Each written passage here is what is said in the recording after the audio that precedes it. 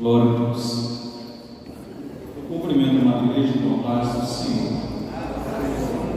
Irmãos também? Glória a Deus. Pois bem, irmãos, vamos por último, né? E o último geralmente carrega a maior responsabilidade, que é confirmar o que já foi dito e o que falar não ser contrário ao que já foi dito, né? Nós oramos a Deus, pedimos a intercessão dos amados irmãos, para que possamos trazer o conhecimento da palavra que o Senhor nos instruiu. Quero já agradecer ao nosso pastor pelo convite e pela confiança. Não sei se os elogios me deixam mais à vontade, mas me deixam mais preocupado, né? Porque, afinal de contas, a quem mais é dado, mais é cobrada a responsabilidade ao meu. Antes de iniciar, eu quero fazer menção aqui ao meu amigo pastor Gleison, a esposa do irmão Rosângela, a missionária Rosângela, a pastora Rosângela, que estão ali atrás, são meus amigos, trabalhamos juntos, amigos de longas datas. Temos aí outro amigo também, não sei se já chegou, se está a caminho, o pastor John Herbert, se ainda não chegou, mas estará conosco também, um grande amigo, e que prometeu estar conosco esta noite. Vamos começar. Eu tenho que agradecer, sem dúvida, a minha família em especial, pela oração, pela intercessão da minha esposa, das filhas. A minha família tem sido o meu alicerce particular. Lógico, Deus é a nossa base, Deus é a nossa base espiritual, e a minha família é o meu alicerce ministerial, e tem sido aquelas sustentadas, digo aquelas porque são 3 mulheres na minha vida, né? Minha esposa e minhas 2 filhas, tem sido aí, sem dúvida, parte importantíssima do meu ministério. Deus abençoe. Então vamos ao que interessa. Eu quero falar com os irmãos sobre um assunto que é extremamente difícil, porque vai falar de algo que ainda não vivemos, né? Então, falar do futuro não é tão simples, é mais fácil relatar o passado. Pois bem, primeira e segunda ressurreição. Eu já deixo aqui a pergunta para que você possa, ao longo do workshop, aí, trabalhando na sua mente: como será, quando será e como ocorrerá? Você possa então ir nos auxiliando ao longo do seminário. Eu trouxe aqui algumas considerações iniciais que é importante para que nós possamos partir para o assunto ressurreição. Só ressuscita e morre. E aí nós precisamos entender a morte primeiramente no seu conceito geral, para que possamos entender de maneira mais específica as ressurreições ou a ressurreição, como queira. E eu trouxe aqui uma fala de alguns autores bastante renomados nesse tema, para que nós possamos discutir um pouquinho sobre ele. Coloco aqui para você o seguinte: o assunto morte é comum a todos os homens, havendo um consenso de que todos morrerão. Entretanto, quando o assunto é a vida após a morte, existem divergências significativas. Falar de morte é muito simples. A ciência, a religião, elas concordam que esse momento é real. Porém, falar na vida após a morte, existem aqueles que discordam dessa tese e os que concordam e muito divergem. Por que não dizer até mesmo em os cristãos? Há uma grande divergência entre o que ocorrerá após a morte. A respeito desse assunto, eu peguei aqui algum trecho de Henry Hanegraaff, no seu livro Ressurreição, uma obra poderosa, a defesa do principal acontecimento do cristianismo. Ele fala em um dos seus capítulos, ressurreição física dos crentes para a vida eterna. E aqui ele destaca os seguintes pensamentos a respeito de morte. Para os materialistas modernos, morte é a cessação do ser. De acordo com a visão nítida dos antigos, quando morremos, voltamos a uma sombra fantasmagórica do nosso eu atual. Os reencarnacionistas, eles acreditam que a nossa alma continuamente volta revestida de outro corpo. O Espiritismo acredita de uma forma muito veemente nisso. E aí nós teríamos como referência, por exemplo, o kardecismo, que acredita na reencarnação. Seria essa visão aqui. Os seguidores de Platão advogam que o corpo é uma prisão, e na morte o prisioneiro escapa como um mero espírito humano individual. A Hanegraaff ainda continua dizendo que os hindus acreditam que o corpo é somente uma ilusão e que a única coisa que no final das contas sobrevive é a consciência cósmica e pessoal. Vale aqui destacar que dentro dessa visão consciência cósmica não somente os hindus defendem, mas como outras religiões, sejam elas orientais ou até mesmo ocidentais, trazem um pouquinho dessa ideia. Existem pelo menos duas linhas que são bastante defensoras desse princípio, que é a psicanálise e a psiquiatria. Eles vão defender de uma forma também muito veemente. Nós temos aí Richard Buckley, um psiquiatra canadense. Ele vai contar com base na sua experiência, segundo ele, uma experiência de transe, e ele diz que viveu alguns momentos entre os seus 30 e 35 anos, uma experiência ao qual ele vai experimentar questões que ele não consegue explicar do ponto de vista científico. E então ele atribui isso a uma experiência cósmica. E ele divide então em uma das suas obras essa consciência cósmica em pelo menos 3 partes, quando ele vai chamar a primeira de consciência cósmica simples, que ele diz que é aquela que nós vivenciamos no dia a dia, que nós atribuímos como alma, os nossos sentidos, os nossos pensamentos, os nossos sentimentos no dia a dia. A segunda, ele vai chamar de experiência cósmica, aquilo que nós adquirimos ao longo dos 30 ou 40 primeiros anos de vida, que passam a fazer sentido. É por isso, segundo ele, o homem, ou seja, o sexo masculino, quando alcança os seus 40 anos, ele tem a sensação de que a vida vira, né? Tudo faz sentido, e a partir dos 40 ele começa a alimentar a ideia de que não tem mais esperança para frente. Ele já não planeja o futuro, ele agora só lamenta o passado ou festeja o passado e apenas espera os seus anos de velhice. E a terceira parte ainda dessa consciência cósmica, ele chama consciência cósmica propriamente dita. Ele diz que é aquela que acontece após a morte. Tudo aquilo que você adquiriu enquanto vivo, você leva para a vida após a morte, e então você passa a ser um ser evoluído. Ele chega a comparar a consciência cósmica com a evolução do darwinismo. Ele vai dizer que assim como no evolucionismo o homem evolui fisicamente, biologicamente, na consciência cósmica ele evolui espiritualmente. Bom, na psicanálise nós temos aí um nome extremamente renomado que é Freud. Freud não vai chamar de consciência e nem de experiência cósmica, mas de experiência oceânica. Ele diz que nós somos apenas uma gota no meio de um grande oceano. Nós somos como águas de rios, de lagos, de mares que desembocam em um grande oceano. Ele diz que tudo isso que nós vivemos de maneira fatiada é a nossa vida em momentos, são apenas lances, apenas flashes da vida, e que só vão fazer sentido quando desembocarem no oceano. Quando esse grande oceano fizer parte da nossa vida, então fará todo sentido na nossa caminhada. Bom, isso aqui é uma visão evidente que não condiz com os princípios que nós acreditamos, mas é importante nós entendermos isso para compreendermos o que outras religiões ou outros pensadores defendem a respeito da morte, para que nós então possamos entender o que é a ressurreição. E aí somente, segundo o autor ainda Hanegraaff, ele vai dizer que só em uma cosmovisão bíblica ficamos maiores depois da morte.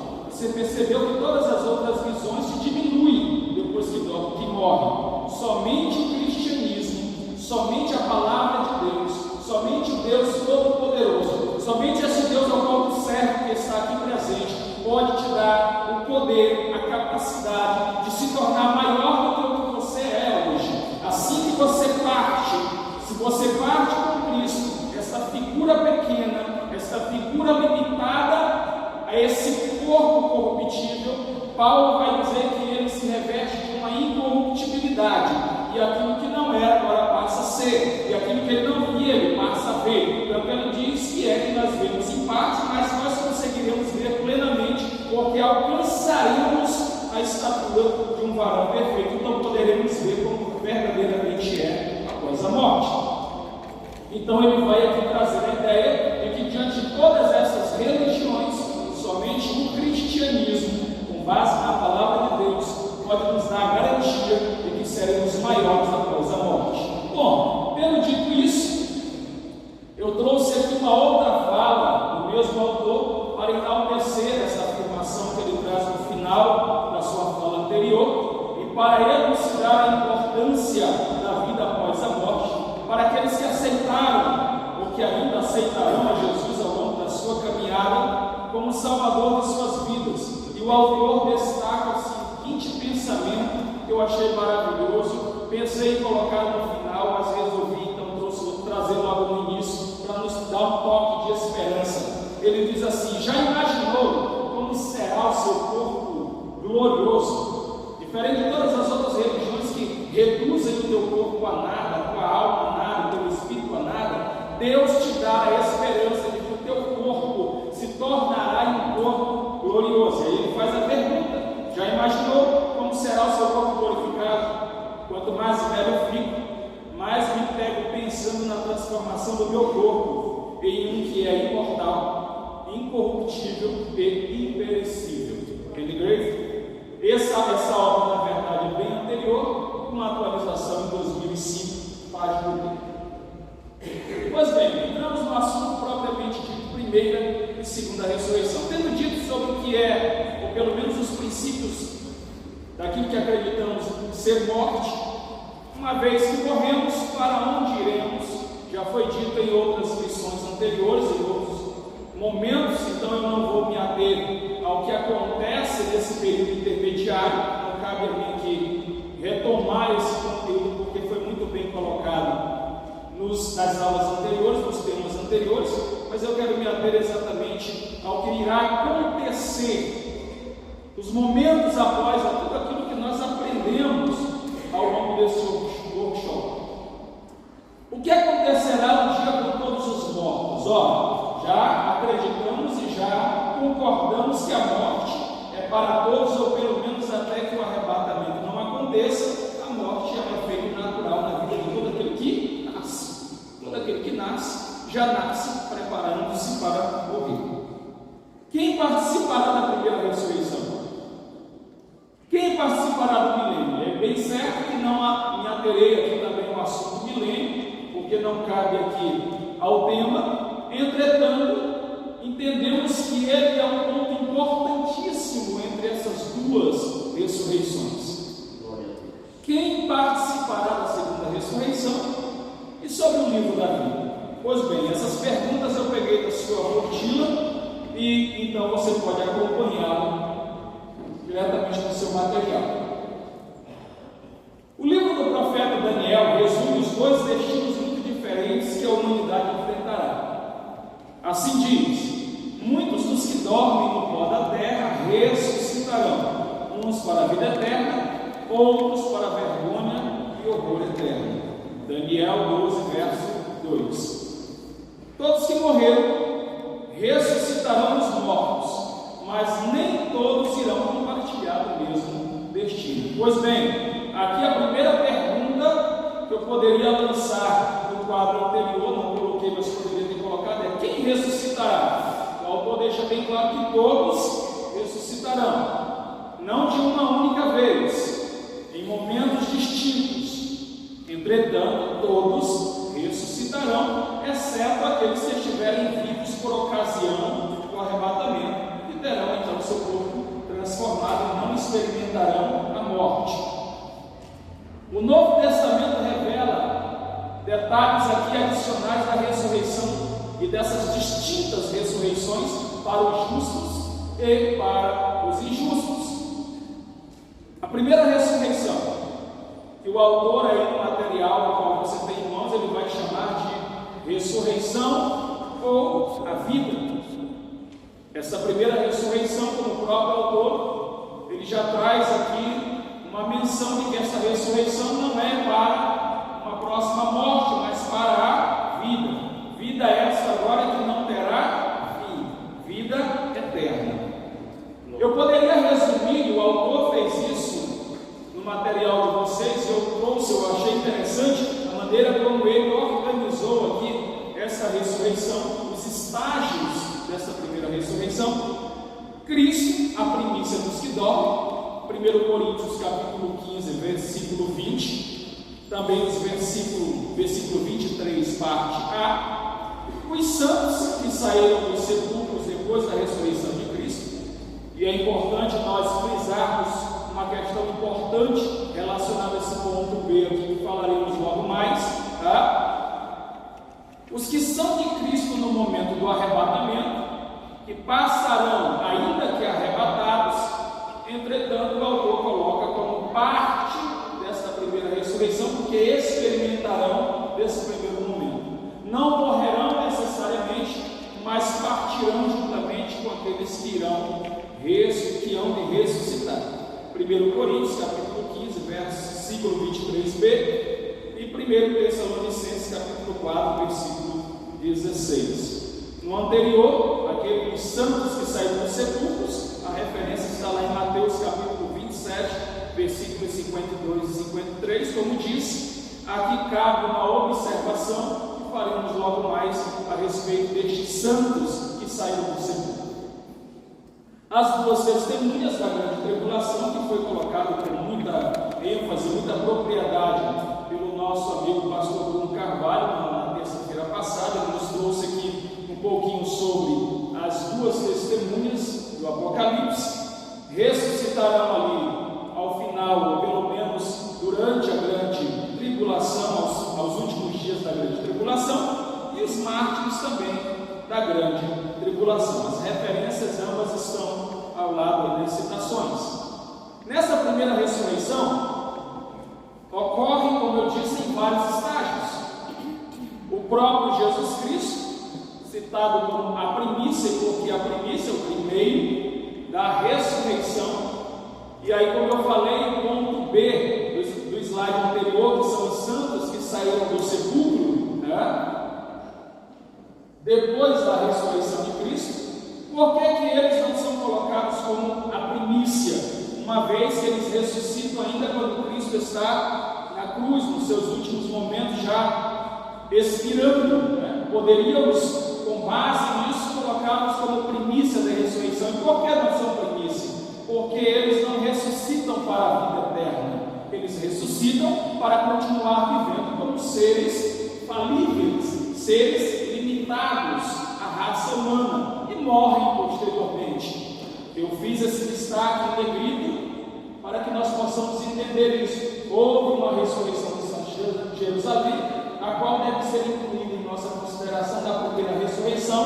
Por quê? Porque eles ressuscitam em um outro momento. Eles, assim como Lázaro, eu posso imaginar, Lázaro ressuscita mediante a ordenança de Cristo, vive novamente e posteriormente ele vem a óbito outra vez. Por isso ele não é a primícia, porque a ressurreição dele não é para a vida eterna. A ressurreição dos milagres que Jesus faz enquanto esteve na terra também não podem ser consideradas primícia da ressurreição, porque não é uma ressurreição para a vida eterna, é uma ressurreição para voltar a uma vida terrena, uma vida limitada ao corpo físico, ao corpo humano. Logo, eles voltam a morrer, assim como esses que ressuscitaram por ocasião da morte de Cristo. Eles não são a primícia, porque eles também voltam a morrer. Somente Jesus ressuscita para a vida eterna, e ele é o primeiro a ressuscitar para a vida eterna, e por isso ele é a primícia. Nenhum outro ser antes dele ressuscitou para a vida eterna. Amém? Ainda por vir também estão a ressurreição dos mortos em Cristo, no retorno do Senhor. Pois bem, se nós não alcançarmos o arrebatamento e chegarmos a óbito hoje, ou daqui a alguns dias, faremos parte desta ressurreição por ocasião do retorno do Senhor. E a ressurreição também haverá para aqueles que enfrentaram os mártires, que enfrentaram a tribulação, assim como também outros aqui citados ao longo dos textos, Apocalipse, em especial Apocalipse capítulo 20, versículo 4, deixa bem enfático quem são esses mártires. Em relação aos cristãos que estiverem vivos, já falei, por ocasião da vida de Cristo, por ocasião do retorno de Cristo, eles terão o seu corpo transformado.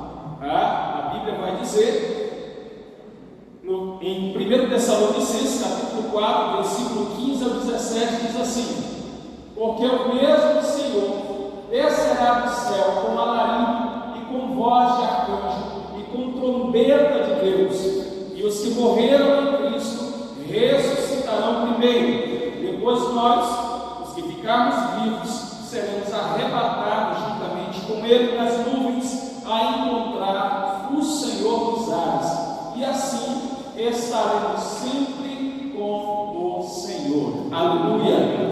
Glória a Deus! Essa é a nossa esperança.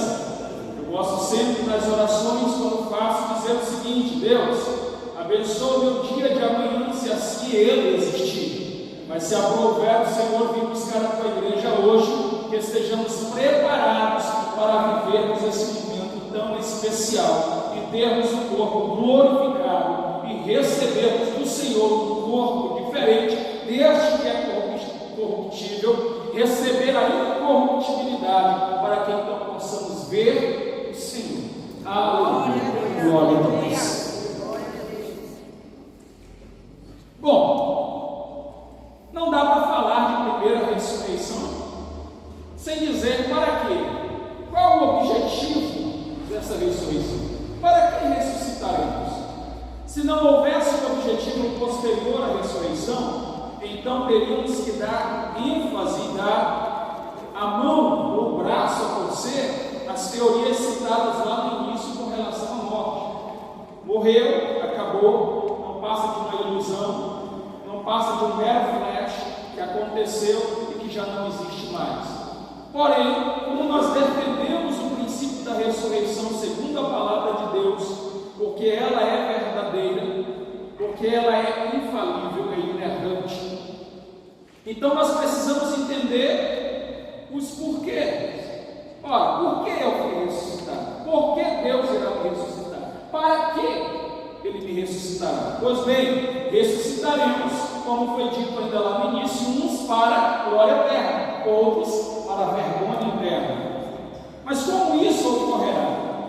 A primeira ressurreição, ela não é para os ímpios. A primeira ressurreição é para a igreja do Senhor, para os santos do Senhor, para aqueles que adoram o Senhor em espírito e em verdade. A esses cabe, a estes se aplica a primeira ressurreição. Eu e você que estamos aqui, uma vez morrendo em Cristo Jesus, ressuscitaremos ainda na primeira ressurreição. Não importa a sua idade, não importa a sua estatura, não importa a sua classe social, não importa a região a qual você pertence. Se você morre em Cristo Jesus, não importa a época, porque Deus não está limitado ao espaço ou ao tempo. O Senhor não vai se limitar em buscar as pessoas que morreram recentemente. O Senhor irá ressuscitar a todos aqueles que nele dormiram, que nele adormeceram. Ele os ressuscitará.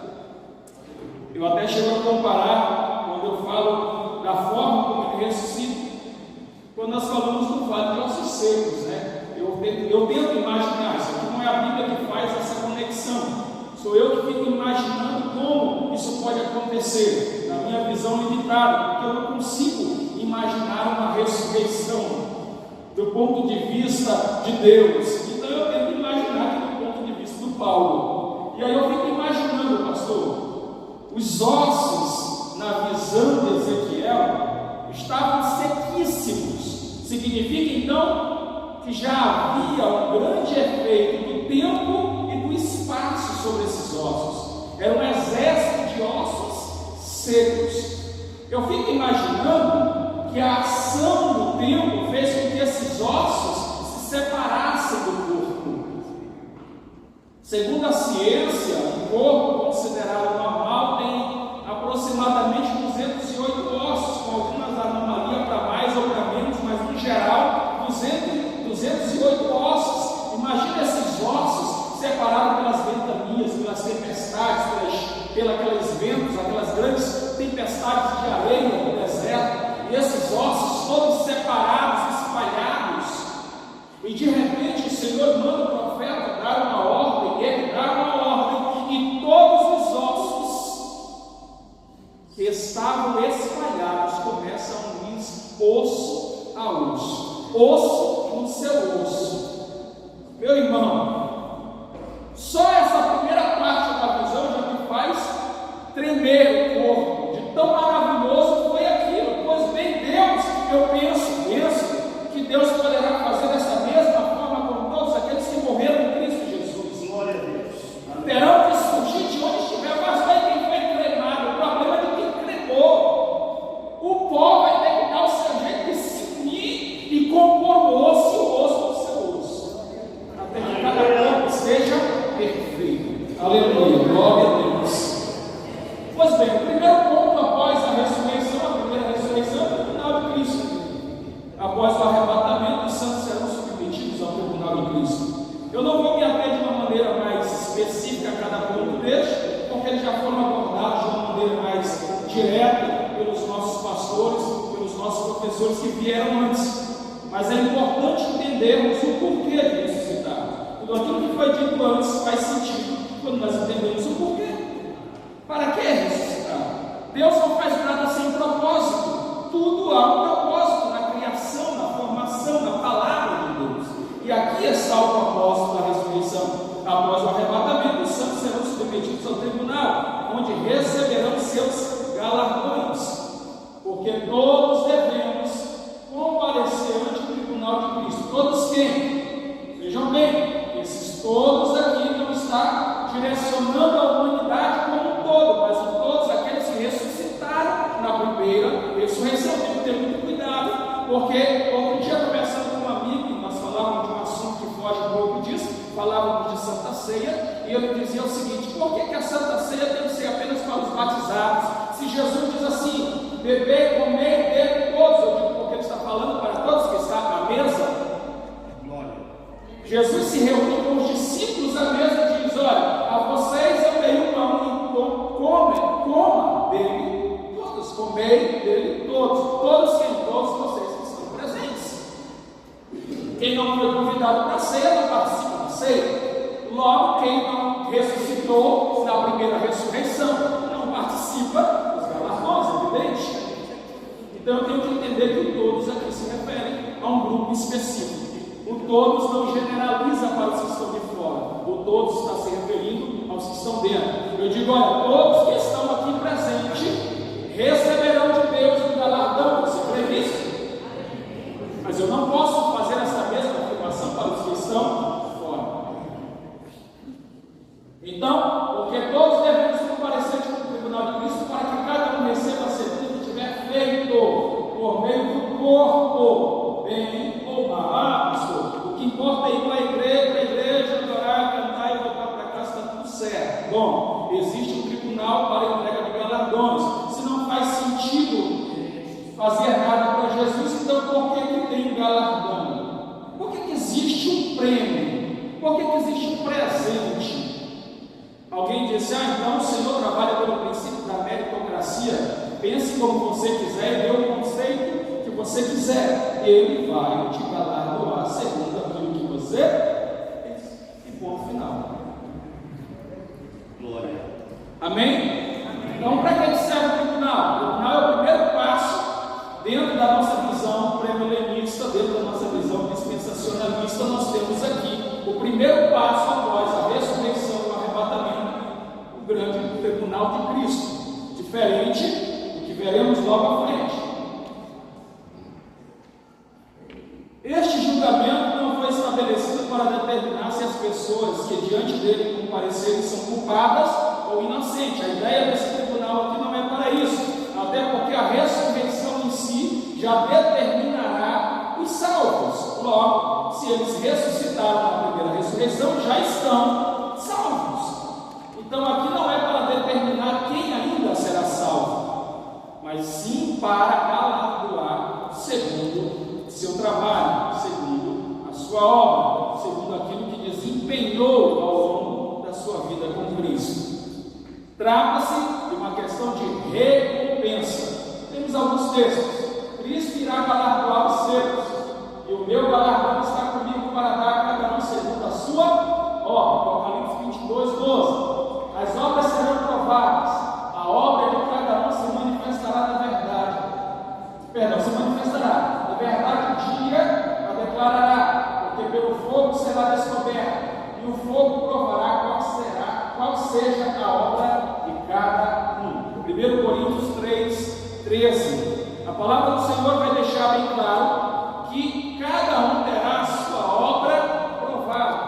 Ali não importa se eu fiz para Deus ou para o pastor. Quem vai fazer o juízo disso não é o obreiro. Quem vai fazer o juízo disso é o próprio Deus. O próprio Deus fará juízo se o meu trabalho foi válido para ele. Pastor, mas Senhor, olha, eu tinha a sensação que essa obra do pastor Ferreira não era muita coisa não, viu? Porque para mim ele não fazia muita coisa assim que o Senhor disse, olha, quem faz a avaliação, eu lembro disso aqui como os trabalhadores, né? Que trabalharam, um começou de manhã, outro à tarde, outro no final do dia, todos no final receberam o mesmo salário. E alguém então vem para o seu Senhor e diz, por que eu trabalhei o dia todo e ganhei tanto, e fulano que trabalhou só uma hora ganhou o mesmo do que eu? Porque o dinheiro é meu, eu dou para quem eu quiser. Quanto foi que eu tratei contigo? Eu tratei um salário, foi? Eu faltei com o salário que eu te prometi? Não, então está me questionando por quê? Vai embora.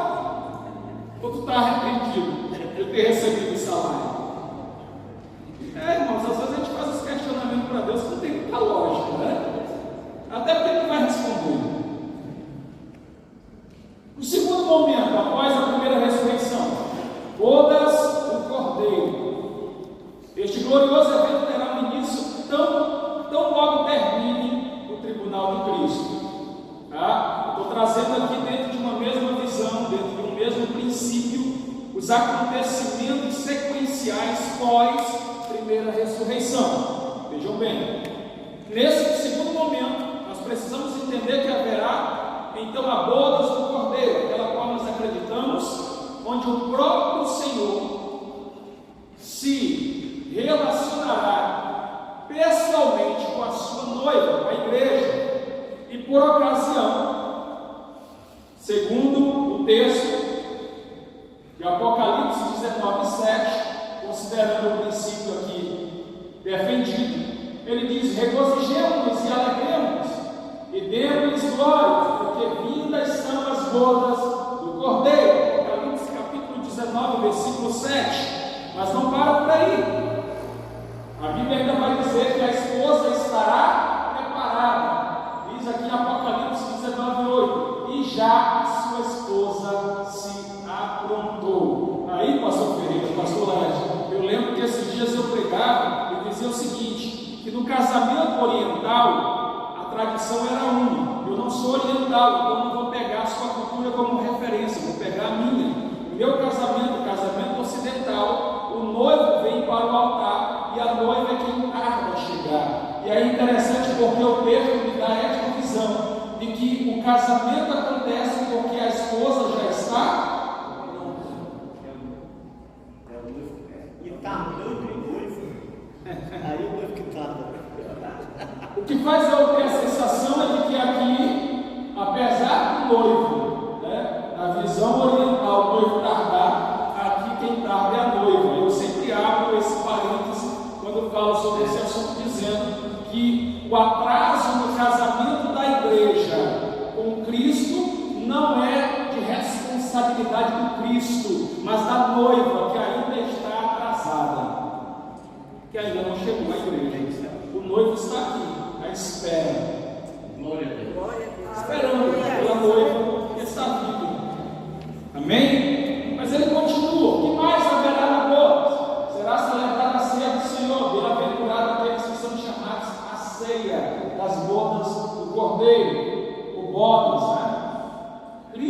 mesmo servirá a Deus. Toda vez que eu leio esse texto, meu coração se enche de alegria, porque se eu já me sinto feliz em ser servido pelo meu pastor, e tenho certeza que alguém é favoritismo, nós falamos sobre esse é preferência ou favoritismo, não interessa, eu me sinto feliz em ser servido. Quem não se sente em ser bem servido, principalmente quando é pelo seu líder? Agora imagine que no céu você não vai ser servido pelo seu pastor, pastor Laerte, o seu pastor local da sua congregação. Você não vai ser servido por nenhuma autoridade dessa terra. Quem irá te servir? Em verdade vos digo que se cingirá e os fará sentar à mesa, e chegando-se os servirá. Glória. Aleluia. Com base nesse texto eu posso acreditar que o meu Cristo, meu Senhor, meu Deus terá o prazer em me servir diante daquela grande festa. Por isso que estamos aqui, irmãos, é por isso que temos esta alegria, é porque a nossa festa não é só aqui. No céu ela continua e na presença real, não mais agora uma presença espiritual distante deste corpo, mas agora próximo deste corpo. Glória a Deus. Os crentes do Velho Testamento participarão desta festa, sim ou não? Olha o texto, Mateus 8:11. Assentar-se-ão à mesa com Abraão, Isaac e Jacó, o reino dos céus. Amém? Ora, como eles foram alcançados? Eu não entro nesse método, porque esse método foi tratado lá atrás. Quem perdeu, depois assiste os vídeos lá no canal e vai com certeza pegar essa aula e entender porque eles estavam lá também. Se eles não participaram do momento do sacrifício, a morte vicária de Cristo, por que eles foram alcançados pela graça se nasceram antes? No sentido temporal, antes do efeito da graça. Mas enfim, isso aqui é assunto para os mestres aí, eu não me meto nele. A vinda de Jesus em glória. Pois bem, terminou a primeira ressurreição, terminou aquele grande momento de festa. Jesus então agora vem para trazer consigo algumas ações necessárias para que se cumpra esse primeiro estágio, porque o primeiro estágio encerra com esses momentos que vimos anteriormente. Esse estágio, ele tem outros momentos importantes, e a sua revelação ou manifestação pessoal em glória, majestade e poder das nações da terra. É nesse momento que o Senhor se revela as ações em glória e majestade. Essa revelação se dará tão logo termine as bodas do Cordeiro. Apocalipse capítulo 19, versículos 11 ao 16. Diz o texto de Mateus 24:30: Então aparecerá no céu o sinal do Filho do Homem, e todas as tribos da terra se lamentarão e verão o Filho do Homem vindo sobre as nuvens do céu com poder e grande glória. Então todo olho o verá, eis que vem com as nuvens, e todo olho o verá. Virá acompanhado da esposa, eis que é vindo o Senhor com milhares dos seus santos. Judas, verso 14. E seguiam-no os exércitos que há no céu em cavalos brancos e vestidos de linho fino, branco e puro. Apocalipse capítulo 19, versículo 14. Ali eram 2 pontos, foi um erro com que viram. Virá acompanhado pelos anjos, e quando o Filho do Homem vier em sua glória, todos os santos anjos com ele, então se assentarão no trono da sua glória. Mateus 25:31. Haverá convulsões na terra, não é confusões, tá bom? Está escrito correto, convulsões. Por quê? Porque o sol se escurecerá, a lua não dará mais a sua luz, as estrelas cairão do céu, e as potências do céu serão abaladas. Mateus 24:29. Então ele descerá sobre o monte das oliveiras, e naquele dia estarão os seus pés sobre o monte das oliveiras. Zacarias 14:4. o povo judeu será libertado, e o monte das oliveiras será fendido pelo meio, e fugireis pelo vale dos montes. Aqui foi uma abreviação do texto de Zacarias 14, versos 4 e 5. Será o fim da grande tribulação, e ele prendeu o dragão, a antiga serpente, que é o diabo, Satanás, e o amarrou por 1000 anos, ou amarrou por 1000 anos. Apocalipse, capítulo 20, versículo 2. Então, a ressurreição dos mártires da grande tribulação, e então a implantação do reino milenar, milenial, como reino. Bom, irmãos, nós vemos que o primeiro estágio, ou melhor, a primeira ressurreição, ela é dividida em estágios dentro de uma visão pré-milenista. Nós vemos aqui uma visão pré-milenista, dispensacionalista, trazendo a nossa visão para entendermos como o Senhor tratará durante esses dois momentos, essas duas ressurreições. A primeira ressurreição terá estágios, tá? Esses estágios não se configuram outras ressurreições, mas a mesma ressurreição. Todos esses acontecimentos estarão dentro de uma primeira ressurreição. Então, todas as vezes que você falar daqueles que ressuscitaram ao final da grande tribulação, que foram salvos ao final da grande tribulação, tanto quanto os que ressuscitaram e tiveram os corpos transformados ao período do arrebatamento, estamos falando de uma mesma ressurreição, a primeira ressurreição. Amém? E aí eu trouxe aqui um textinho para a gente caminhar para o final desse primeiro ponto. Fazemos o nosso intervalo. Treinei bastante, irmão, para cumprir esse horário. E então falaremos depois do intervalo da segunda ressurreição. Após os 7 anos de tribulação, haverá a batalha de Armagedon.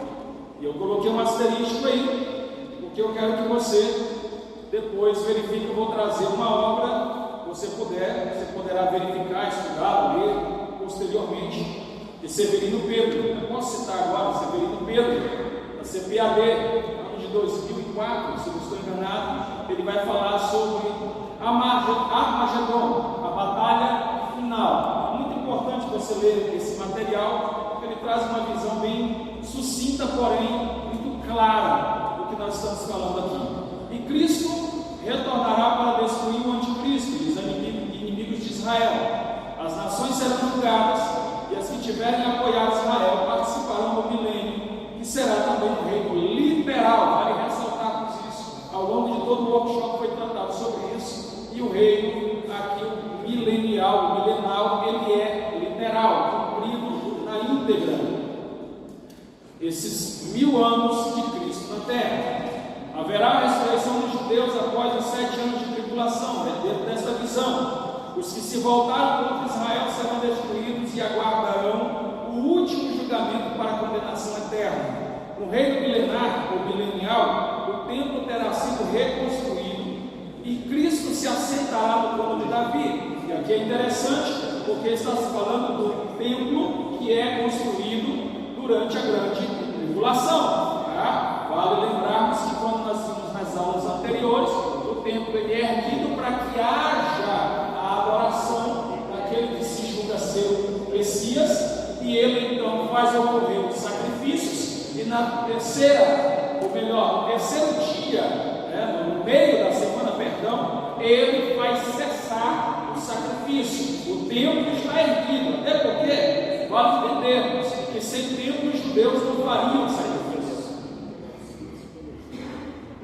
Então isso me faz entender que o templo fora erguido para que os judeus então pudessem crer que quem estava diante deles era o próprio Messias. Como eu disse, não faz sentido o judeu fazer sacrifício sem templo.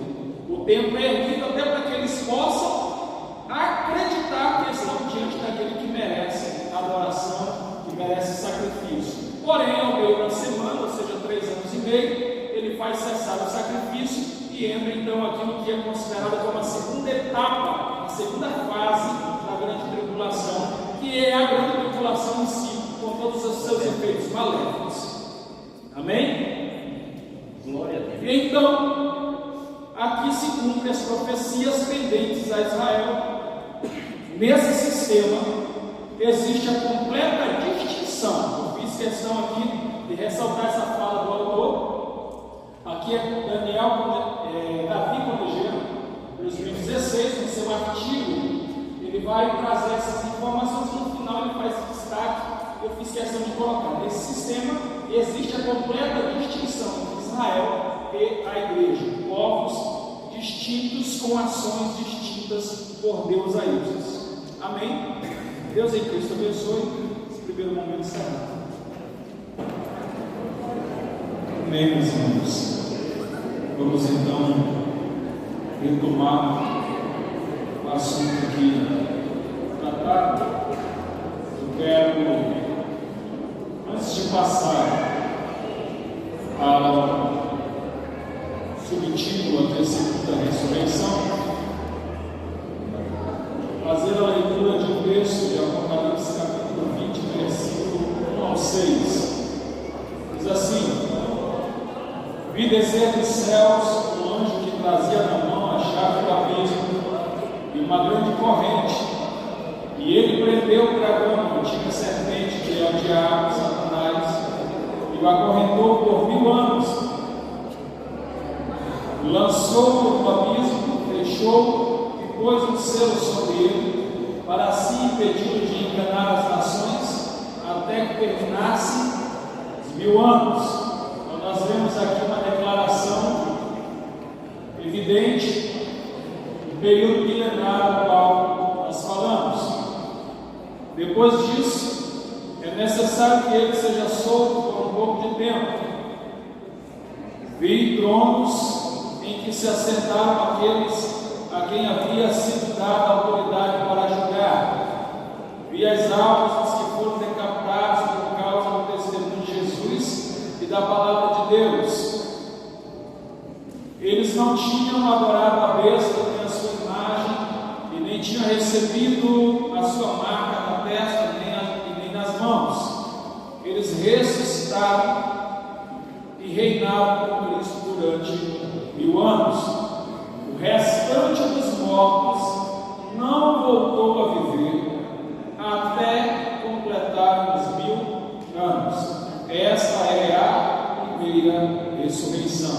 Veja aqui que no texto o autor nos dá a entender, o texto nos dá a entender que até que se completassem todos esses estágios, a primeira ressurreição ainda estava em evidência. Só então completaram todas essas etapas que falamos anteriormente, completou-se a primeira ressurreição, cumpriu-se ali então a primeira etapa, e entra aqui uma etapa que eu chamaria, não sei se correto, mas chamaria de etapa intermediária entre a primeira e segunda ressurreição. Essa etapa chamada de milênio. Logicamente, composta por 1000 anos, mas não apenas um alegorismo, e sim uma apresentação literal desse período. Ok? A segunda morte não tem poder sobre eles. Ora, quem ressuscitou na primeira ressurreição pode então glorificar o Senhor, pode então se alegrar, porque sobre eles a segunda morte não tem poder. Amém? Glória a Deus. Tendo dito isso, passamos então para a segunda ressurreição, mas antes foi feita uma pergunta: pastor, e aí eu respondo agora, considerando que ainda está vinculado à primeira parte. Pastor, no período do tribunal de Cristo,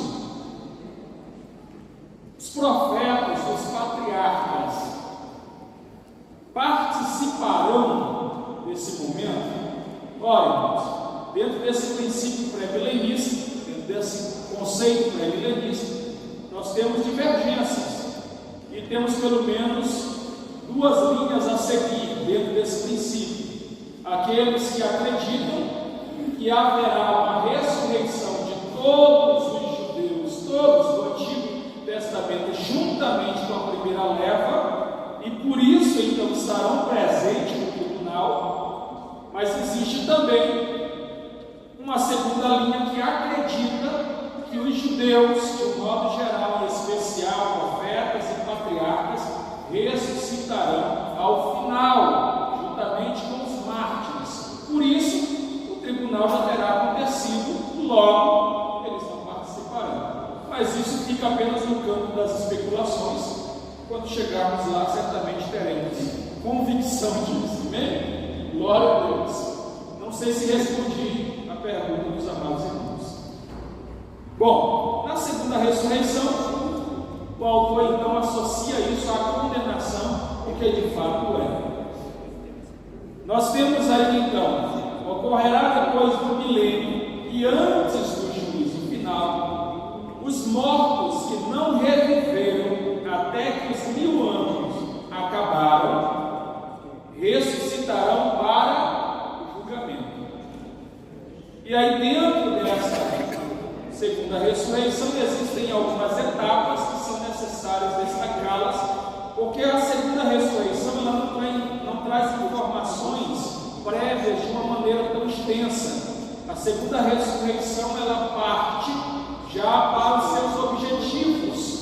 A segunda ressurreição ela é formada pelos seus objetivos claros. É bem certo que a primeira também tem objetivos, um objetivo final, mas ela tem algumas etapas iniciais. A segunda ressurreição ela já vai direto àquilo que de fato acontecerá. O grande plano branco aqui podemos considerar o momento em que todos aqueles que não ressuscitaram, como foi dito anteriormente, na primeira ressurreição, terão que se apresentar. Aqui todos passarão pelo tribunal, todos, repito, esse todos está alienado ao contexto ao qual estamos falando. E vi um grande trono branco, e o que estava sentado sobre ele, de cuja presença fugiu a terra e o céu. Não se achou lugar para eles, e vi os mortos, grandes e pequenos, que estavam diante do trono, e abriram-se os livros, e abriu-se outro livro, que é o da vida. Apocalipse capítulo 20, versículo 11 ao 13, parte A, mas aí continua, por isso coloquei ali parte A. E os mortos foram julgados pelas coisas que estavam escritas nos livros, segundo as suas obras, e deu para os mortos que nele havia. A morte e o inferno deram os mortos que neles havia, e foram julgados cada um segundo as suas obras. E a morte e o inferno foram lançados no lago de fogo. Esta é a segunda morte. E aquele que não foi achado escrito no livro da vida foi lançado lago de fogo. E aí continua então da parte 13b ao versículo 15 de Apocalipse 20. Ora, quando fala da primeira ressurreição, você não vê o autor, você não vê a Bíblia tratando de uma morte para esses que ressuscitaram primeiro. A primeira ressurreição não vai trazer nas suas entrelinhas ou entre os seus objetivos a preparação de um povo para uma outra morte, mas na segunda ressurreição, o objetivo final dela é a segunda morte. É bem certo que esta morte não está atrelada apenas à desintegração de um corpo, de uma matéria ou de um corpo glorioso que seja ou de um corpo espiritual, mas a morte aqui está se relacionando ao princípio da quebra de uma aliança para nunca mais reatá-la. Uma aliança outrora já quebrada e apenas aqui a confirmação de um divórcio. Vamos colocar assim, fazendo um paralelo com o casamento. Se fizermos esse paralelo, ficará fácil entendermos. Um casal que se separa, sai da mesma residência e vão morar separados. De corpo já estão divorciados, mas o seu divórcio se torna legal quando a carta de divórcio lhe é concedida. então perante o juiz é confirmada a sua separação e a partir dali não possui mais nenhum vínculo perante a lei. Trazendo esse contexto, fazendo um paralelo com a segunda ressurreição, entendemos aqui que o momento dessa ressurreição é a chamada dos divorciados de Cristo para se apresentarem perante o juiz e receber a sua carta de divórcio para nunca mais se encontrarem com o noivo. E uma vez divorciado, é quebrado qualquer vínculo e qualquer aliança com o seu esposo. Logo, não existirão mais. É lógico, estou fazendo aqui apenas um paralelo para que você entenda o que é essa segunda morte ou esse tribunal. O tribunal é para dar a sentença do divórcio. Ora, a segunda morte ela é mencionada em várias ocasiões no livro de Apocalipse. É o sinônimo do lago de fogo. É uma morte na medida em que uma separação de Deus, o doador da vida, é chamada de segunda porque segue a morte física. Qual foi a primeira morte? Essa morte que todos os seres vivos passarão ao longo da sua caminhada. Porém, a segunda morte é uma morte agora dada somente àqueles que foram rejeitados, aqueles que foram condenados, aqueles que não foram encontrados achados escritos no livro da vida. A esses é dado então a segunda morte. Morte essa que não há mais direito de ressurreição. E aí, como eu disse, uma vez que ele não morre no sentido de que ele deixa de existir para a eternidade, ele deixa de existir para o seu noivo. A ex-mulher deixa de existir para o seu então marido. Ela não existe mais no seu histórico. Ela não morreu, mas ela não existe mais para ele, ele não existe mais para ela. Nesse contexto que está dizendo aqui o autor. Quanto, porém, aos covardes, aos incrédulos, aos abomináveis, aos assassinos, aos impuros, aos feiticeiros, aos idólatras, aos mentirosos, a parte que lhes cabe será o lago que arde com fogo e enxofre, a saber, a segunda morte. Apocalipse capítulo 21, versículo 8, aqui é um resumo das características daqueles que serão eleitos na segunda morte.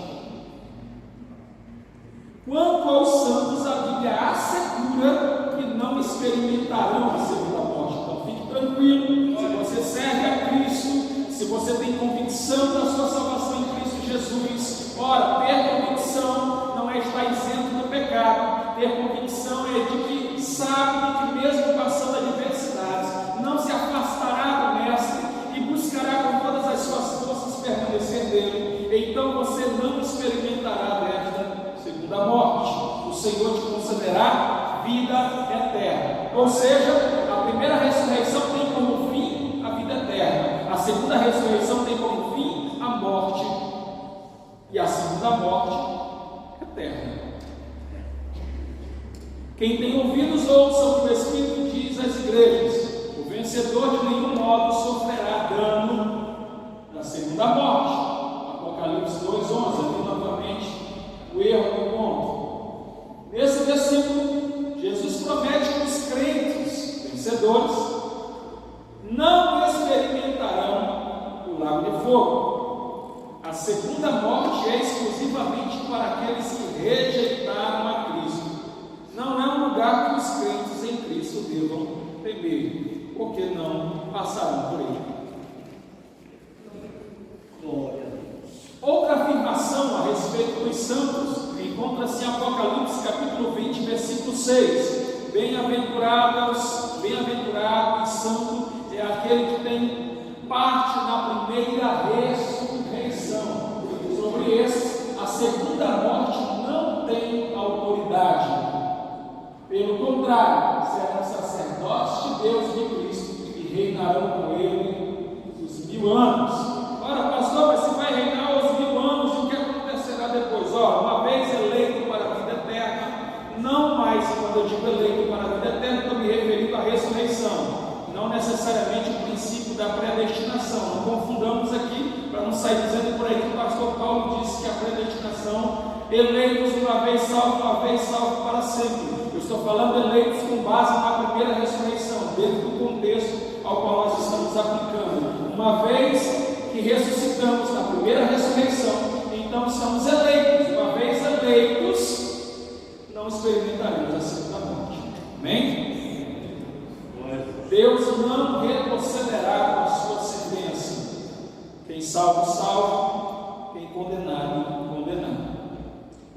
Esse versículo menciona 3 fatos importantes. Primeiro, aqueles que morreram por sua fé em Jesus durante a tribulação serão ressuscitados mais tarde para entrar no milênio e viver com Ele. Como falamos agora há pouco, nós temos aqui aquelas 2 vertentes que acreditam em uma ressurreição durante ainda o arrebatamento, outros no final, e essa visão de que alguns ressuscitarão ali que antecedendo o milênio, para então reinar com Ele também.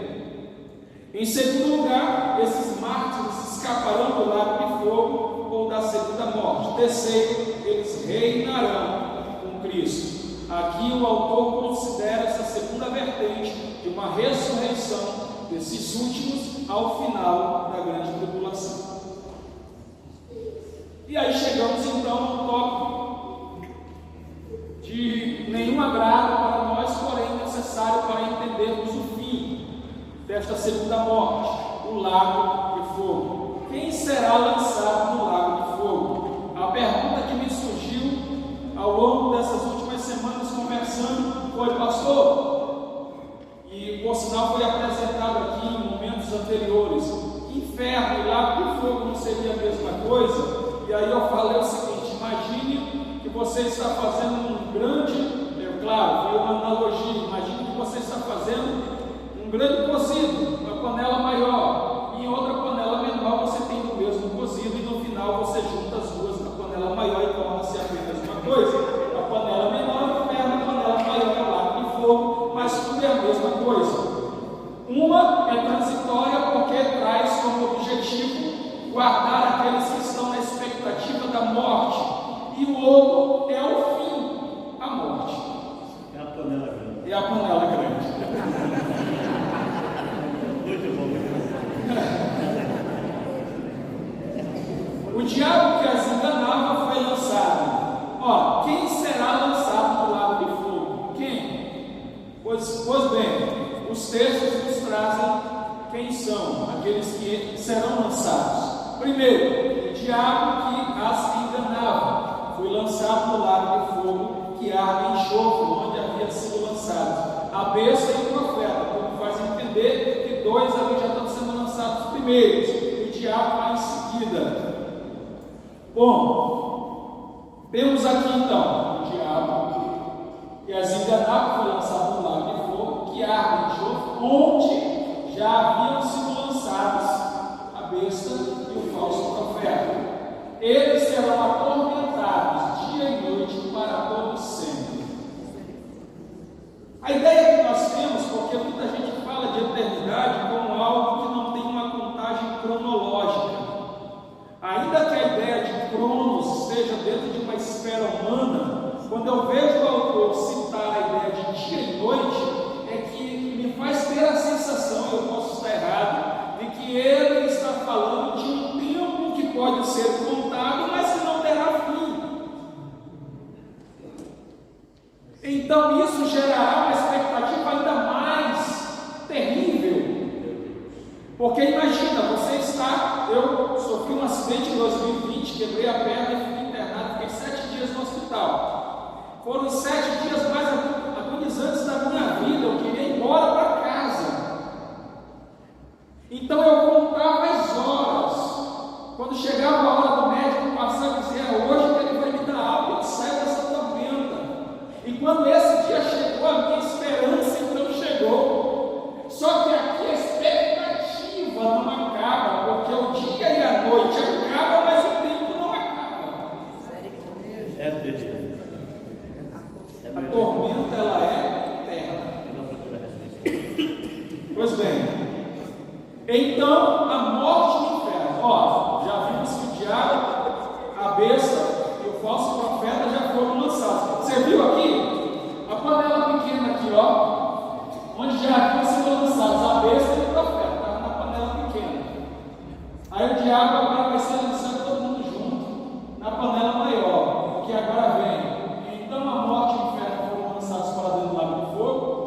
foi só acrescentando os temperos.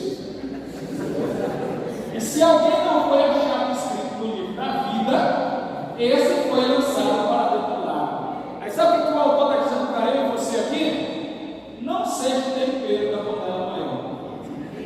Desse jeito. E nem faça parte da panela menor. Porque quem está na panela menor, querendo ou não, vai ser ingrediente da maior. Você sucinto aqui, onde diz o seguinte: não cabe aqui exatamente na panela, mas é o muro. Alguém morre e é colocado sobre o muro, e de repente ele olha para a sua direita e lá tem aquele jardim bonito, as pessoas muito caladas, muito simples, um ambiente parecendo ser monótono. Ele olha para o seu lado esquerdo, ele vê também uma campina muito bonita, muito linda, um jardim maravilhoso e pessoas dançando, cantando, bebendo, se divertindo, mulheres, homens, belos. E de repente ele olha para aquele lado esquerdo com um olhar de desejo. Ora, afinal de contas, esse lado parece ser bem mais belo, bem mais bonito. E alguém pergunta para ele: e agora? Tu deseja ir para cá ou para lá? Ele diz: olha, eu prefiro ficar um pouco mais em cima do muro para ver, eu quero conhecer melhor os dois lados. Então, aquele que estava do lado esquerdo diz: tudo bem, fique à vontade, fique o tempo que você quiser. E passados-se alguns dias, ele disse: olha, chegou o dia de você descer para cá. Ele disse: não, mas eu não decidi. Ele disse: mas você tem que descer para cá. Mas por que eu tenho que descer? Eu estou no muro. Ele disse: pois é, o problema é esse, que o muro é meu, fui eu que construí. Então quem está no muro já é meu. Eu só te dei a chance de largar o muro de mão. Não largou? É a panela pequena. Fazer parte da panela pequena inevitavelmente levará para maior. Fazer parte de uma vida sem Deus inevitavelmente levará a uma morte sem Cristo. Uma não participação da primeira ressurreição, uma participação da segunda ressurreição e, consequentemente, uma morte eterna. Continuemos. João viu após o juízo final novos céus e nova terra, nova ordem universal, mas viu também do lado de fora da cidade gente condenada, cuja sorte final é inapelável. Logo, o castigo de que falou Jesus em Mateus 25:46 é mesmo eterno, sem fim. Nós temos aqui na obra Teologia Sistemática Contemporânea, organizada aí por Ferreira, e aqui ele vai dizer o seguinte: assim sendo, pode-se afirmar que as penas futuras são certas, reais e eternas. 2. O destino eterno do homem é decidido aqui, na existência terrestre, não havendo na outra vida oportunidade de redenção por tormentos purgatórios. Não tem, não tem problema não, eu morro aqui, passo por ali, sofro mais um pouquinho, sou purgado dos meus pecados e ascendo aos céus. Não existe. A hora de decidir é agora. A hora de decidir é aqui. Aleluia. Morreu, segue-se juízo. Morreu, acabou aqui. As expectativas acabam. Não há expectativa de salvação mais. Não há expectativas. Agora é a certeza. Morreu, vem a certeza. Morreu com Cristo, salvação. Sem Cristo, perdição. Lembre-se, a panela menor não é a panela maior, mas traz o efeito que a panela maior pode dar.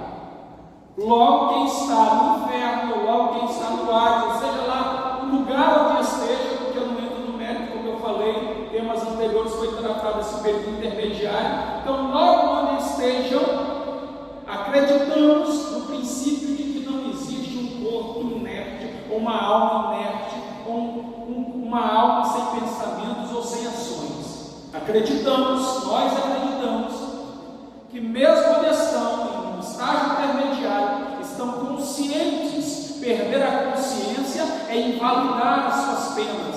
Perder a consciência é invalidar as suas ações. perder a consciência é anular o poder do juízo. Eu não posso julgar alguém que não tem consciência do que fez. Então eu não acredito em um estágio intermediário sem consciência. Pastor, está escrito onde? Eu repito, eu não acredito. Então, se tem alguma coisa contrária, eu estou defendendo aquilo que eu acredito. Permita só reforçar o que o senhor está falando com o texto bíblico. Amém, meu pastor. Paulo fala isso que ele está falando aí. Paulo fala, Romanos 2, 14, 15 e 16. Glória a Deus. Paulo diz assim, ó. No dia em que Deus, por meio de Jesus Cristo, julgar o segredo dos homens de conformidade com o meu evangelho e os seus pensamentos mutuamente, acusando-os ou defendendo-os. O que o senhor está falando é completamente bíblico. Romanos 2, 14, 15 e 16. Consciência. Eu estou sendo julgado segundo aquilo que eu fiz. Eu não posso alegar perante Deus não saber que estou sendo julgado. Eu não posso alegar isso. Continuemos. Em resumo, a segunda morte é uma referência ao lago do fogo. A segunda morte, então, ela faz uma referência direta ao lago do fogo, onde aqueles que são separados de Deus pelo seu pecado habitarão por toda a eternidade. Lembre-se, o termo aqui, segunda morte, não está relacionada à desintegração do ser. Existem teorias, filosofias que acreditam, como nós vimos lá no início, que uma vez morto, o seu corpo é desintegrado, assim como a sua alma e o seu espírito, e já não há mais existência deste. Há também aqueles que acreditam que uma vez morto, a primeira morte, dorme-se, está dormindo e só retomará a consciência quando acordar deste sono, mediante a ressurreição.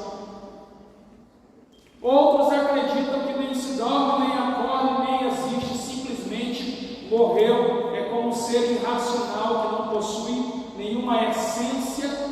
A ideia de fôlego de vida não existe segundo essas defesas religiosas. Por isso, se morreu, acabou, não existe mais nada, não tem por que pensar em algo após a morte, uma vez que a morte é o fim de tudo. Porém, essas concepções são errôneas, são frágeis e fáceis de serem refutadas. Fáceis, quando eu digo, para aqueles que buscam na palavra de Deus a verdade absoluta. Uma vez ressuscitado, significa então que após a primeira morte não acabou, existe uma nova etapa. Para os salvos em Cristo Jesus, vida eterna. Para os condenados, morte eterna. Morte essa que não desintegra o corpo, mas que tira dele o direito de voltar à inocência, de voltar à aliança, de voltar ao primeiro amor, de voltar a Deus, de afastar-se de Deus. Esse julgamento, então, que é feito, registrado nas Escrituras como uma advertência para os incrédulos buscarem a salvação em Cristo, é necessário para que eles então entendam, assim como nós um dia entendemos na nossa vida, que precisávamos nos reconciliarmos com Cristo, retornarmos para Cristo, aceitarmos a Ele como nosso único e suficiente Salvador, para que possamos nele experimentarmos de todas as maravilhas que Ele tem preparado para nós. Eu sempre digo que a salvação é como um cheque assinado, sem valores, mas que vale muito. Ele diz: olha, o cheque está assinado, use ele, gaste ele como você quiser. O valor dele é infinito. Eu não vou colocar valor porque para esse cheque não tem um valor determinado. O valor dele é a tua vida, é a tua eternidade, é a tua salvação. São os teus, são todos aqueles que estão à tua volta. O cheque tem um valor inigualável, incontável, mas só será útil se for usado. Se você guardar ele na gaveta da sua escrivaninha, não terá valor algum. Digo ainda que a salvação é como um celular pré-pago, que você coloca a carga para usar. Jesus já deu a carga da tua salvação lá na cruz do Calvário. Você faz uso dela se quiser, mas um dia a carga vai expirar. A operadora vai mandar uma mensagenzinha para você dizendo: os seus saldos acabaram. Mas eu nem usei, eu gastei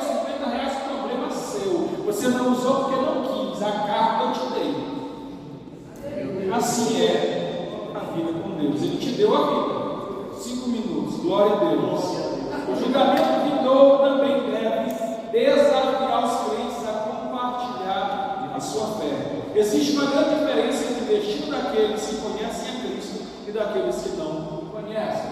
Apesar de parecer cruel e incompatível com o Deus que pregamos, Deus é amor, né? Quando falamos desse Deus, parece muito incompatível. Como pode um Deus desse ser tão severo? Tal ação se faz necessária. Olha, eu peguei esse texto e achei maravilhoso. Devemos observar que sem separação eterna, a própria natureza do céu é maculada. O mal é contagioso e deve ser isolado em quarentena, como uma epidemia mortal. Se não for contida, continuará contaminando e corrompendo.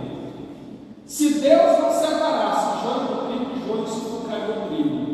O único meio de conservar o lugar eterno do bem é separar eternamente todo o mal dele. E o único meio de ter o céu eterno é ter o inferno eterno. Porque se eu não tenho o inferno eterno, o mal que não tem lugar para ficar, mais cedo ou mais tarde, vai achar lugar entre os céus e contaminará ele outra vez. Não tem como existir céu eterno sem inferno eterno. E aí eu sigo para a conclusão. O evento que divide a primeira e a segunda ressurreição parece ser o reino milenar. Penso que sobre isso não há dúvidas. Os últimos justos são ressuscitados para reinarem com Cristo durante 1000 anos. Então, entendemos aqui que a primeira ressurreição encerra com o milênio, ela encerra para dar início ao milênio, e o milênio, então, encerrado, dá-se início à segunda ressurreição, a segunda etapa. Mas o restante dos mortos não reviveram, até que se completasse os 1000 anos. Esta é a primeira ressurreição. Pois bem, que grande alegria aos que falam parte da primeira ressurreição. Que grande angústia aos que falam parte da segunda ressurreição. Que responsabilidade temos de compartilhar o Evangelho de Jesus Cristo. A ideia do estudo não é vibrar porque fomos salvos e de apontar aqueles que possivelmente podem ser condenados. A ideia do estudo é despertar em nós o interesse de permanecermos salvos, lutarmos para continuarmos salvos e buscarmos aqueles que por um fio estão de perderem a salvação. E aí eu trago aqui o texto de Judas 20, versos 22 e 23. E de alguns tende compaixão com discernimento, e salvai alguns com temor, arrebatando-os do fogo. Aleluia. Agora eu quero finalizar trazendo esse pequeno texto. O livro de Apocalipse não foi escrito para nos capacitar a reconhecer sinais similares dos tempos imediatamente anteriores ao retorno de Cristo, mas para dar esperança ao povo de Deus em tempos e lugares, de que Ele é soberano, de que Jesus vence, de que a história se move em direção aos objetivos indicados. Diante disso, a maneira como um indivíduo responde a Jesus de Nazaré reflete a decisão mais importante de que ele pode tomar nesta vida. Bloomberg, capítulo 2009, página 149.